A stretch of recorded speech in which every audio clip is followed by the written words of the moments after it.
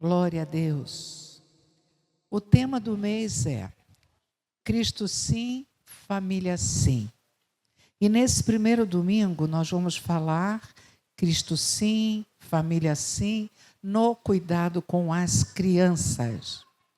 Depois teremos no cuidado com jovens e adolescentes, depois no cuidado com os filhos adultos e no cuidado com o casal. E, por fim, a professora Soraya, que vai falar sobre família, de uma maneira geral. Cristo sim, família sim, no cuidado com as crianças. A Bíblia destaca as crianças como, primeiro, modelos de fé. Segundo, humildade. Terceiro, dependência de Deus. Quarto, Jesus enfatizando que o reino dos céus pertence a elas. Então, primeira parte dessa palavra de hoje, a Bíblia valoriza as crianças. Obrigada.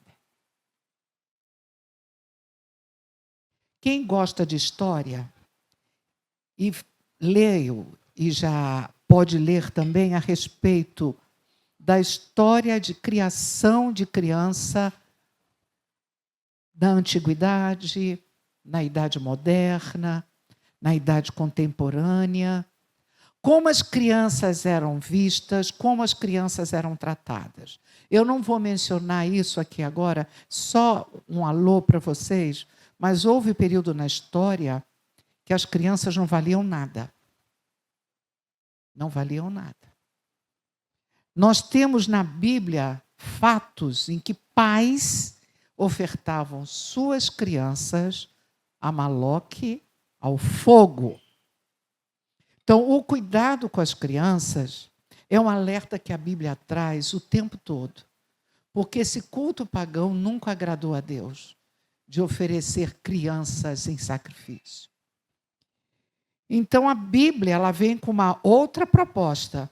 A proposta da Bíblia é o cuidado com as crianças, porque as crianças nos inspiram como modelo de fé, elas são humildes, elas dependem de Deus, elas creem em Deus e o reino dos céus pertence a elas.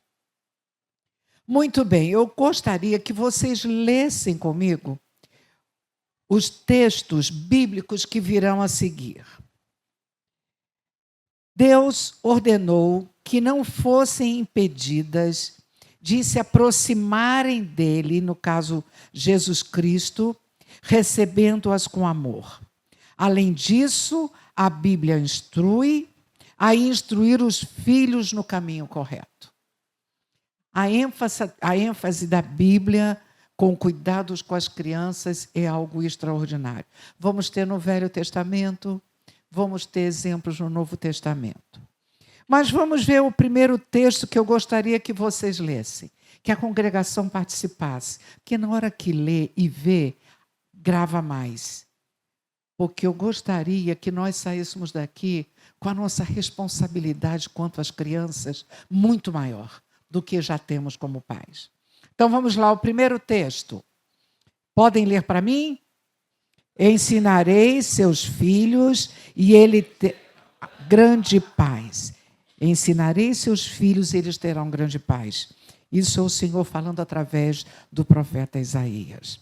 Quem ensina os filhos a respeito de Deus somos nós. Então a palavra de Deus nos garante que se ensinarmos os nossos filhos, eles terão grande paz. Que preciosidade. Queridos pais aqui presentes, que têm pais, têm crianças e têm jovens, adolescentes, nós não podemos estar todo tempo, todo lugar, em todo momento. Os nossos filhos vão para a escola, os nossos filhos crescem e vão arranjar trabalho, e eles têm que ter a palavra de Deus tão firmada no coração, porque a vida deles vai ser de paz. O próximo texto, vamos ler juntos? Filho, preste atenção à correção de seu pai e não deixe de lado a instrução de sua mãe.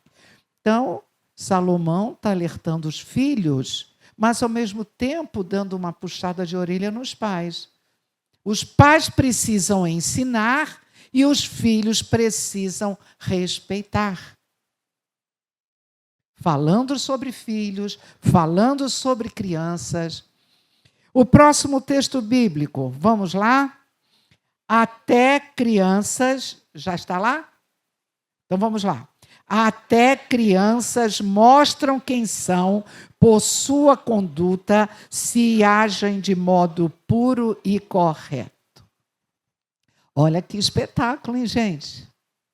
As crianças mostram quem são. E quem ensina as crianças? Elas vão mostrar quem são, aquilo que elas aprendem. Eu já contei essa história e vou repetir. Uma filha de um amigo nosso, pequenininha, estava atrás do carro, o pai dirigindo, e aí veio um outro carro, deu uma fechada, o pai ficou tão irado, pegou uma escova de cabelo da esposa que estava no banco da frente, levantou e falou e xingou. Nossa, se ele tivesse com a arma na mão, eu acho que ele atirava. Ainda bem que era uma escova da esposa. E aí as crianças atrás quietas. Aí o filho mais velho, um pouquinho, virou e falou assim: pai, você xingando? Você diz que é para a gente não xingar? E aí ele: desculpa, meu filho, desculpa, eu fiquei nervoso. Aí a pequenininha fala: ainda bem que eu não falo palavrão, eu só falo palavrinha.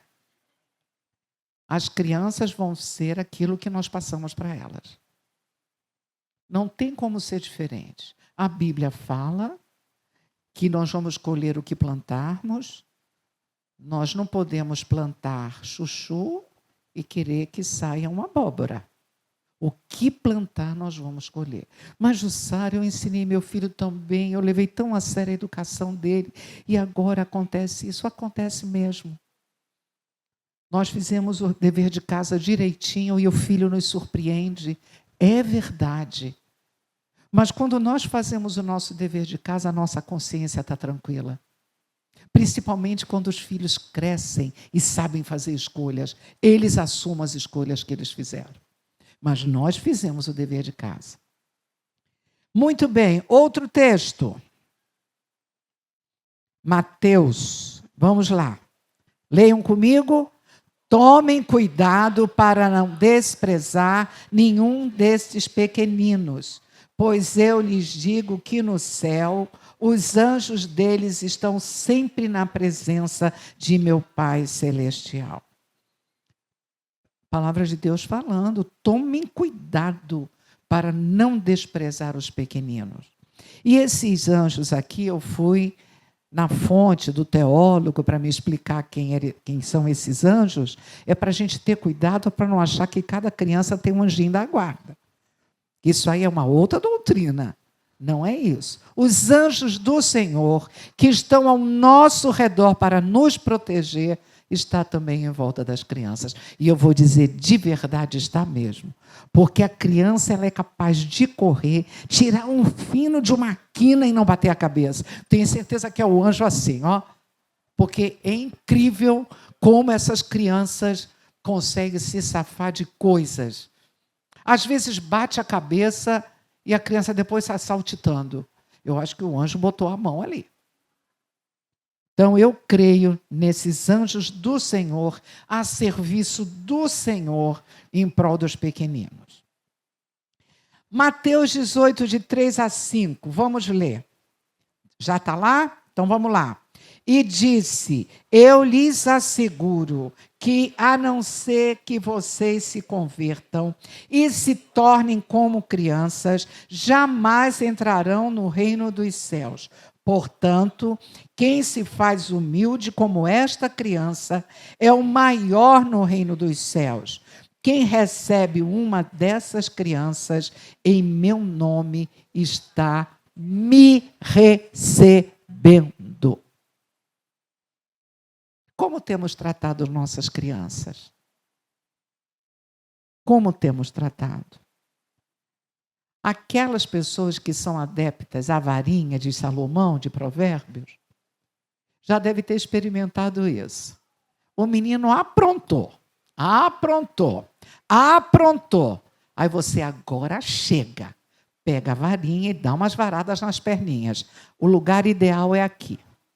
Né, que a Xuxa não me ouça, porque ela é contra a lei da palmada, mas eu sou uma psicóloga que creio na palavra de Deus e que a varinha, às vezes, é muito bem-vinda.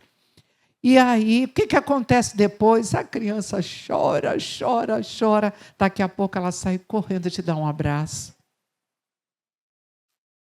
Essa é a criança.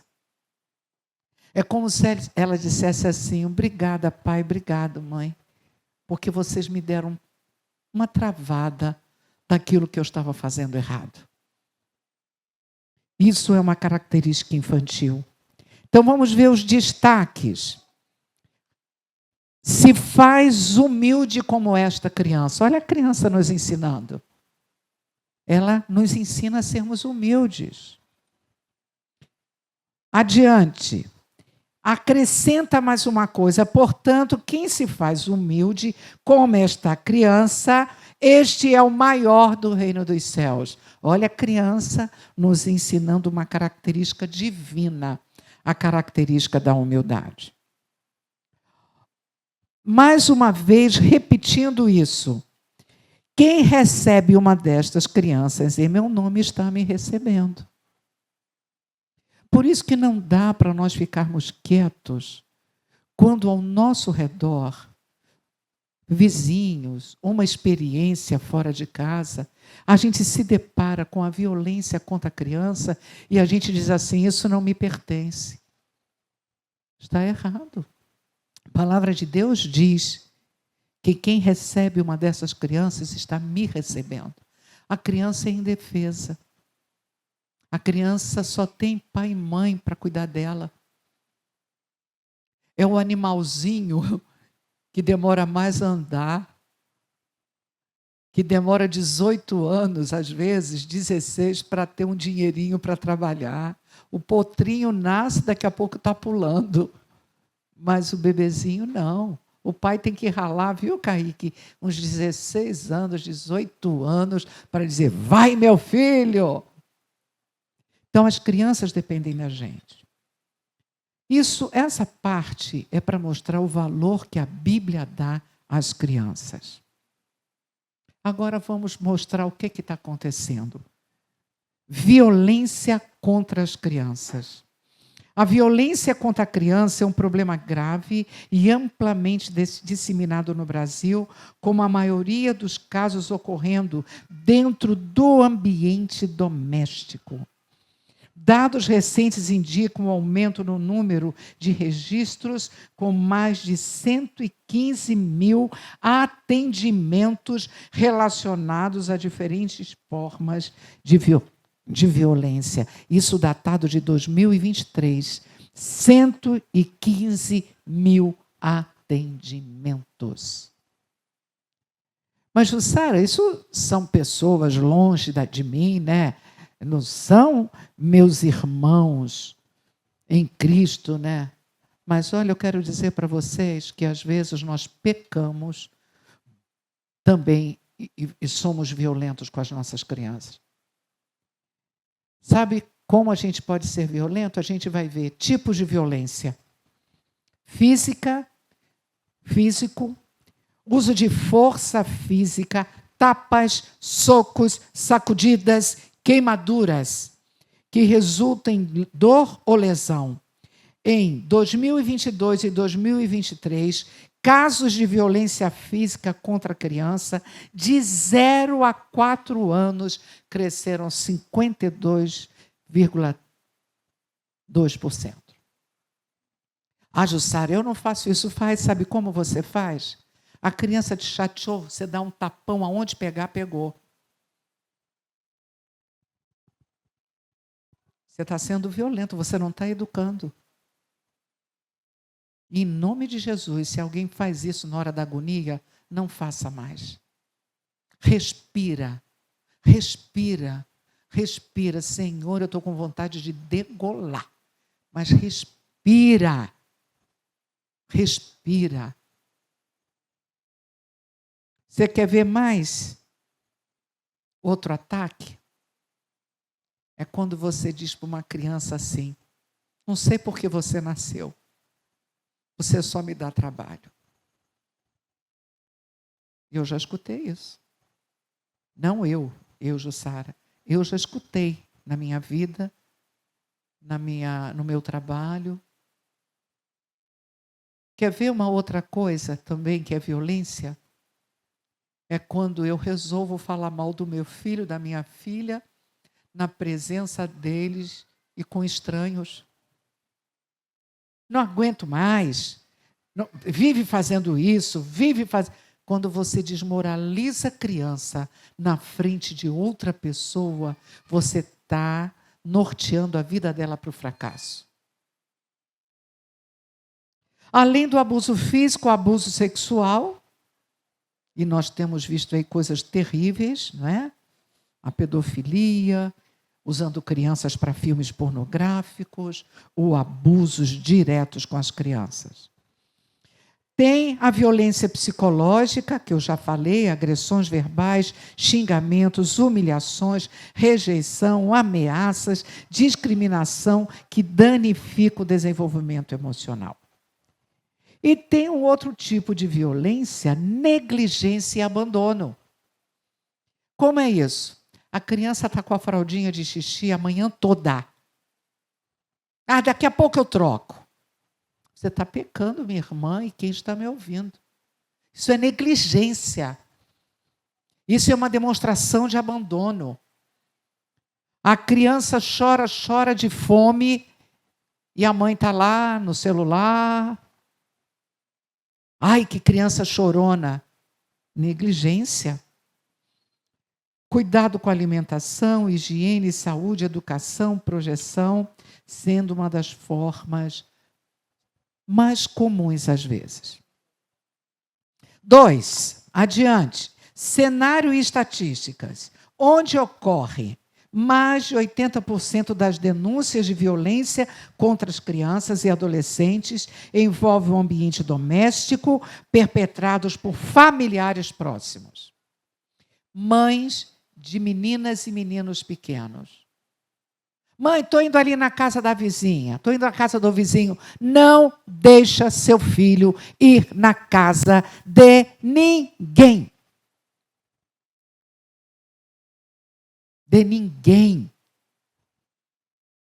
Eu já contei isso aqui, mas vou repetir. Um dia chegaram umas pessoas lá em casa, e eu cheguei para os nossos netos e falei: cumprimenta, Maria Fernanda, cumprimenta. E a Maria Fernanda fez assim de longe, que ela é muito tímida. E eu exigindo que ela estendesse a mão. Quando acabou, o Jonatas estava presente e falou assim: mãe, nunca mais faça isso. Porque se você educa a Maria Fernanda a cumprimentar as pessoas que ela não conhece, mesmo sendo conhecidos seu e de meu pai, ela vai entender que ela é para fazer isso com todo mundo que ela encontrar. Não é mais para as crianças cumprimentarem quem elas não conhecem e que os pais não estejam presentes.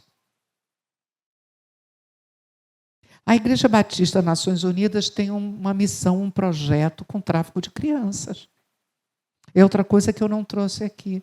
O índice está altíssimo de tráfico de crianças. A Igreja de Jesus Cristo tem que sair da bolha. Eu podia estar falando só coisa bonitinha aqui, não. Nós temos um compromisso social. Nós somos a Igreja de Cristo para transformar a sociedade. Então, vamos acordar que isso está acontecendo do nosso lado. Principais agressores, escuta bem: mães, pais, padrasto, madrasta e familiares próximos aparecem no topo das denúncias. Perfil das vítimas: Crianças negras são as principais vítimas de violência doméstica no Brasil. Adolescentes de 15 a 19 anos são as maiores vítimas de violência letal, principalmente meninos negros de periferia. Dados recentes: o número de registro de violência não letal de 0 a 17 anos no Brasil ultrapassou 93 mil em 2021. Jussara, que notícia triste, que mensagem forte. Não queria escutar isso, não.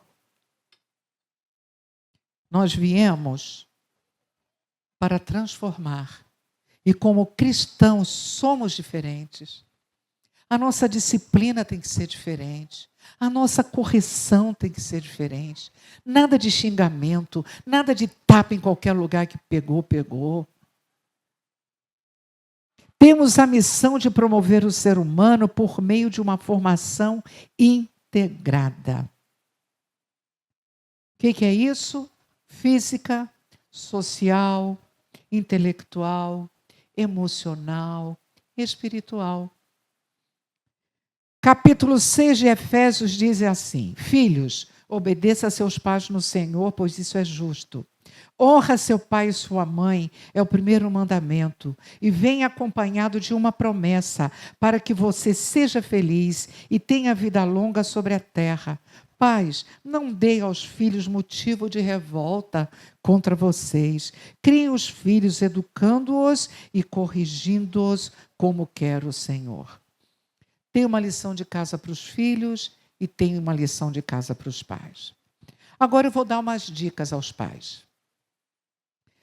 Um teórico, Henri Vallon, creio que os educadores já devem ter estudado ele na sua formação acadêmica, e ele faz alguns estágios de desenvolvimento para ajudar-nos como lidar com as nossas crianças na fase correta, com a ação correta. Então, o estágio de desenvolvimento de Henri Vallon descreve a evolução da criança de forma integral, integrando motricidade, afetividade e inteligência em 5 fases principais. Vallon propõe que o desenvolvimento é dialético, que isso, há uma discussão, há 2 afirmações e há um diálogo, com alternâncias entre afetivo, interno, cognitivo e externo, não sendo linear, permitindo avanços e regressão. O que significa isso? As relações com as crianças, cada criança às vezes reage de um jeito. Então não é nada enquadrado. O meu filho reage de um jeito, o filho da minha vizinha reage de outro jeito. Uma cliente minha falando sobre o filho dela, e justamente uma vizinha, ela disse que colocou limites para o filho, né? E a vizinha se ofendeu quando ela pediu para o filho dessa minha cliente ir brincar embaixo no prédio. E a minha cliente falou assim, não, ele não vai porque ele tem uma rotina. Ele tem tarefa da escola para fazer, tem uma série de coisas para fazer e tudo mais. E aí a vizinha se ofendeu porque entendeu que ela não tinha regra e que o filho dela fazia o que queria. E, no fundo, era isso mesmo. Quando ela ia dar uma disciplina, o menino quase quebrava o apartamento todo. Então, uma criança tem uma forma de reagir, outra criança tem outra forma de reagir. Mas vamos lá para o primeiro estágio. Impulsivo emocional de 0 a 1 ano. Que diga o Theo. O Theo chora, o Theo grita quando ele precisa das coisas, e é marcado pela imersão afetiva e impulsividade motora. Ele ainda não tem um controle motor. Ele não sabe ainda se coordenar. Ele está aprendendo. E daqui a pouco ele senta, engatinha, fica em pé e anda. Então, tudo isso é um processo de motricidade. E afetivo, porque ele é grudado na mãe. O mundo dele não é dele. O mundo dele é a mãe dele. Desculpa, pais, mas o mundo dele é a mãe dele. O pai entra lá pelos 8 meses com a figura social, de uma importância extraordinária também, mas a afetividade é grudada com a mãe. Isso me emociona demais, porque a inteligência da criança, nessa fase, vai se desenvolver com a responsabilidade materna. O segundo estágio, sensório, motor e projetivo, de 1 a 3 anos. Predomina a inteligência voltada para o mundo físico. Aí começa a andar, descobre as coisas. Abre a porta do armário da cozinha, derruba tudo quanto é panela. Ai, como os nossos gostavam de fazer isso. Abre uma gaveta de roupa, tira toda a roupa da gaveta, e Ana Paula sentou na gaveta, começou a chorar porque não sabia sair da gaveta. Quando o Arno chegou lá no quarto, estava ela sentada na gaveta chorando e a roupa toda no chão. Então, para fora, começa a dizer, epa, para fora. De 3 a 6 anos é o estágio de personalismo, formação da personalidade. Ah, é muito pequenininho, não entende. Ah, deixa ele, deixa ela. Não façam isso. Essa idade é da formação da personalidade. Depois é só enchimento. Então, cuidado com as palavras, o que diz para a criança. Não prometa se não vai cumprir. Não prometa se não vai cumprir. E é marcado pela oposição. Crise de 3 anos. A criança de 3 anos é adolescência infantil. Bate boca com a mãe, eu não vou, eu não quero. É uma coisa mais fofa do mundo quando é com o filho do outro. Né? Eu olhando assim, eu acho o maior barato. Mas lá em casa não tinha isso, não. Tentaram, né? Tentaram. E a gente vai conduzindo. E olha que coisa interessante. Imitação e sedução. Uma cliente minha falou que o filho dela, quando faz coisa errada, ele vai, chega para ela e fala assim, mamãe é tão linda. Mamãe é tão linda. E a pessoa tem que segurar para não fazer a disciplina que tem que fazer. Porque a criança nessa idade é sedutora. E ele precisa, e ela precisa buscar a diferenciação. Eu sou um ser fora do meu pai, fora da minha mãe, e também eu quero que me aceitem. Quero que me aceitem. 4º estágio, categorial. É a fase dos juniores ali, acima dos juniores um pouquinho, de 6 a 11 anos. A inteligência predomina sobre a afetividade. A criança desenvolve habilidades, categorização, análise, síntese e comparação, voltando o seu interesse para o conhecimento do mundo exterior. A criança vai para a escola, começa a ler, começa a fazer exercícios de matemática, começa a estudar ciência, história, geografia. A criança fica fascinada. E lendo um livro sobre inteligência emocional no lar, na verdade uma revista, Augusto Cury fala sobre essa idade aqui. Há pais que não têm tempo para assistir uma programação da criança na escola. Eles nunca têm tempo. Eu cheguei para um cliente de 9 anos semana passada e perguntei para ele, a sua mãe vai assistir às suas atividades extras, classe? Ela nunca pode. Ela nunca pode. Aí a criança começa a dar trabalho na escola. E aí só olha o problema do trabalho na escola, de disciplina. E não sabe que é o coração dele ou dela que não se sente acolhido nem amado, porque não se importam comigo. Participar das atividades escolares de seus filhos é coisa extraordinária. Extraordinária. Pais, esses 4 estágios, a gente precisa conhecer para poder aplicar a educação correta. O bebezinho, totalmente dependente. Então, você tem que ter responsabilidade com a saúde, com a higiene, com o cuidado, com o soninho da criança. Mas, Jussara, a gente não disciplina? Algumas pessoas disciplinam. Porque o bebê sabe que quando ele chora, a mãe corre feito uma doida. Ele fala, já saquei. Aí o pai tá, nana, nenê. Quando bota no berço, uá! Mas o menino estava dormindo. Então, cada pai e mãe tem uma didática. Eu sei de casais que deixaram o bebê chorando até que dormiu, nunca mais fez. Bebê. Mas cada um aguenta coração. Lá em casa eu e o Arno embalava mesmo e dormia tudo no colo. Com 1 ano e pouco, o Júnior estava lá de bubu e pegando a orelha do pai até dormir. E eu com o Guilherme.